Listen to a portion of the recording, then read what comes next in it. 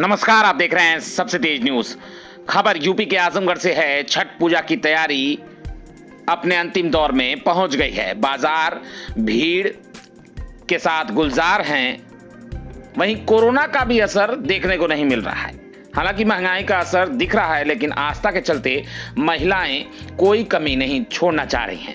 दीपावली के बीतने के बाद अब आजमगढ़ में छठ की तैयारियां तेज हो गई हैं, या यूं कहें अंतिम दौर में हैं। छठ की खरीदारी के लिए बाजार में एक बार फिर से रौनक आ गई है। छठ पर्व पर पूजा के लिए लोग हर छोटी सी छोटी चीजों को जुटाने में लग गए हैं। लोग छठ की पूजा शुरू होने से पहले ही सारी तैयारियां पूरी कर लेना चाहते हैं। व्रती महिलाओं ने गुरुवार को खरना परंपरा का पालन किया। अब शुक्रवार को शाम को अस्ताचलगामी सूर्य को अर्घ देने के लिए तैयारियां अंतिम चरण में है। इस पूजा में सफाई का बहुत ध्यान रखा जाता है और कोई सामान न छूट जाए इसका भी लोग ध्यान रखते हैं, क्योंकि इसमें हर छोटी से छोटी चीजों को अपनी अलग अहमियत होती है। इसलिए भक्त पहले से ही सारी तैयारियां शुरू कर दी हैं। छठ पूजा के लिए कोसी पीपल का सूप, बांस का सूप, दौरा, साड़ी, गन्ना, नारियल, फल सहित पूजा की हर छोटी से छोटी सामग्री की खरीदारी तेज हो गई है। आप देखें इस दौरान महिलाओं ने क्या कुछ कहा। आप देख रहे हैं आजमगढ़ से राकेश वर्मा की रिपोर्ट। क्या करने के लिए आप आए थे बाजार में? हम लोग खरीदारी करने के लिए आते हैं। छठ माता की पूजा है। तो किस तरीके का लग रहा है महंगाई आपको? पहले की तरह तो लॉकडाउन लग गया, उससे तो ज़्यादा ही महंगा है। हाँ, पहले की अपेक्षा बहुत ज़्यादा महंगा है इस साल। जैसे फल वगैरह खरीदेंगे, क्या दिक्कतें आ रही हैं?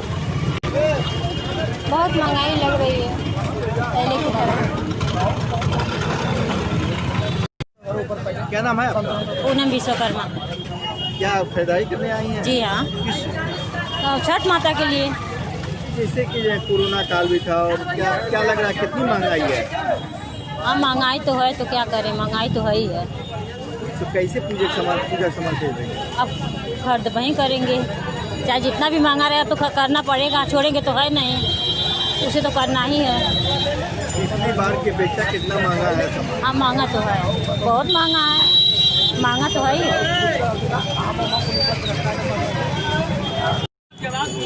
अच्छा, ऐसा है। क्या नाम है आपका?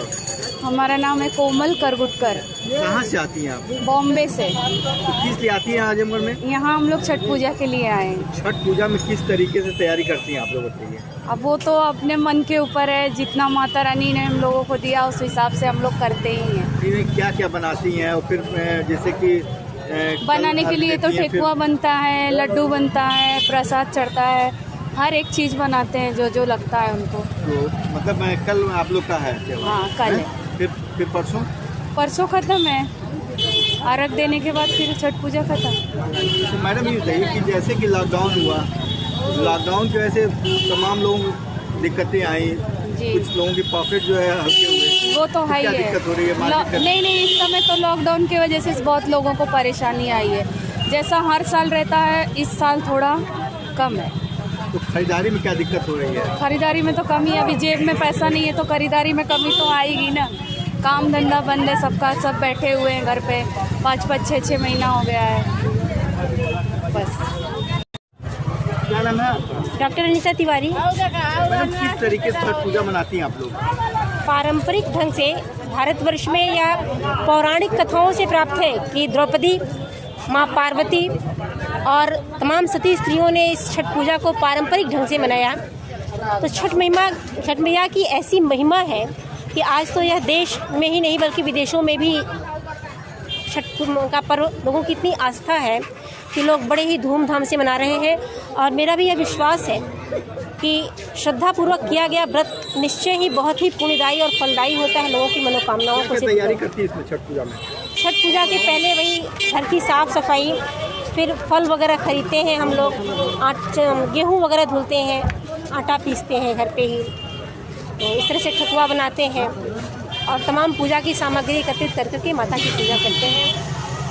जैसे कि लॉकडाउन भी था जी, और उसके लॉकडाउन खत्म हुआ, तो कितना जेब पे असर पड़ा? क्या तो महंगाई देख रहे हैं, कितनी महंगाई है? नहीं, महंगाई तो चरमोत्कर्ष पे है, बशर्ते श्रद्धालुओं की श्रद्धा के आगे महंगाई बहुत मायने नहीं रखती। करना है ही, पूजा तो करना ही है माता की। मतलब ज्यादा में नहीं तो कम में कर, कम में ही करना है, लेकिन